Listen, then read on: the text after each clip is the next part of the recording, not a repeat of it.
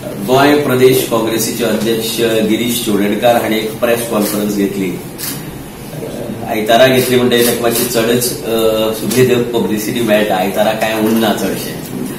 So ताणें एक press conference घेतली आनी एक म्हणलें की जी टाउन अँड कंट्री प्लॅनिंग एक्टा भितर जी एक अमेंडमेंट केला 16B, जातूंतल्यान individual cases for zone change will be considered, हे जे केला सरकारान ताका ताणें म्हणला की ते विरोध करतले, कोर्टाक वतले ताजे विरोधाक एक बाजू.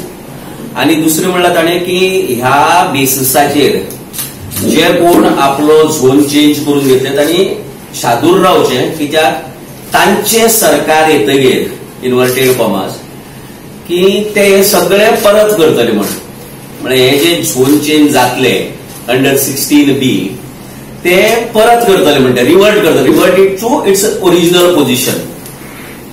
आता हांव गिरीशान जे म्हणलं पळय की आमचे सरकार येतगीर, काँग्रेस सरकार येतगीर म्हणते केन्ना,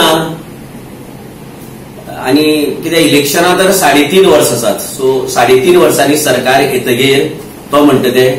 आनी हे सरकार कोणाचे? ह्या सरकारा भितर गिरीश स्वता आसतलो, कित्याक हे ही जी प्रोसेस जाली आता, जो नवी एक अमेंडमेंट काढली हातूंत भितर टाउन अँड कंट्री प्लॅनिंग एक्टा भितर, आनी जो RP 21 आशिल्लो तो जर पळयलो जायत गेल्या कांय वर्सां भितर जर पळयलो जायत जाल्यार काँग्रेस पक्षाचे 4 माजी मुख्यमंत्र्यांनी क्लियरली ह्या प्रश्नाचेर आपले मत प्रदर्शन केल्ले आसा.